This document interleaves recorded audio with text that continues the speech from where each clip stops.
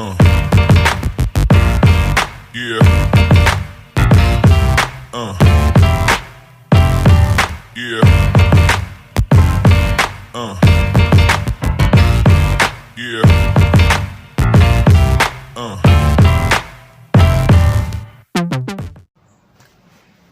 Selamat sore guys, kita ketemu lagi.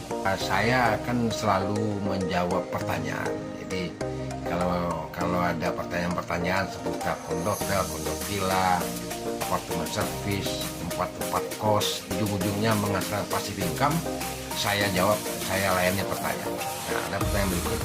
Apa benefit lainnya dalam membeli kondotel itu? Kalau kondotel itu kan secara umum ya, jadi yang bermain kondotelnya kan satu adalah mereka yang sudah mapan. Jadi beli kondotel, lalu benefitnya adalah itu biasanya menginap 15 hari dalam setahun dan itu dihitung poin. Poin ini biasanya tahun baru, lebaran, atau hari-hari libur tertentu itu dihitung 2 poin. Kalau hari biasa dihitung 1 poin.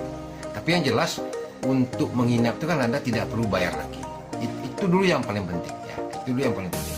Tapi saya selalu menekankan yang benefit yang utama adalah passive income. Jadi kepastian passive income dan kepastian buyback guarantee atau kepastian jaminan beli kembali.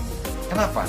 Karena kalau dulu ya sekitar 2010 itu sekitar 10 tahun atau 12 tahun yang lalu, orang beli kondotel itu tidak ada namanya kepastian passive income. Dulu.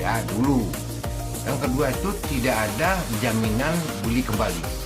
Jadi yang terjadi ini dengan teman-teman yang sudah punya kondotel, kalau misalnya mau dijual lagi ya terpaksa kita iklankan, kita jual ke pihak lain, ke orang-orang tertentu. Memang lewat bisa dibantu sama mereka, tapi tidak ada jaminan beli itu masalahnya.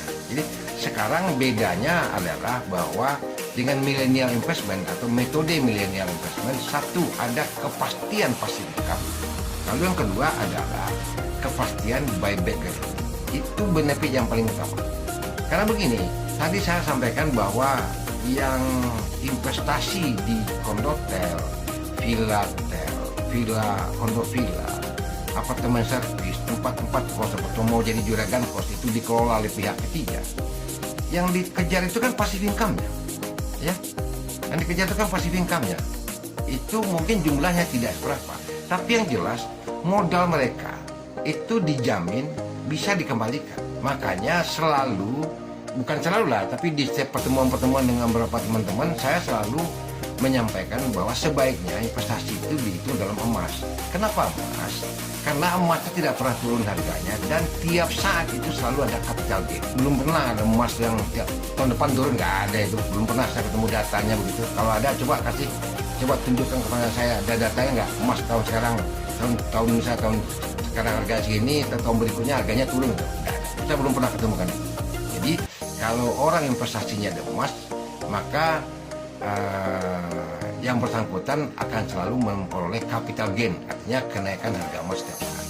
Nah, kenapa emas? Nah, pertanyaannya kenapa emas? Karena begini, kebanyakan yang mereka yang sudah mapan itu kan naruh emasnya di rumah, jarang yang naruhnya di bank. Kalau naruh di bank hanya disimpan saja.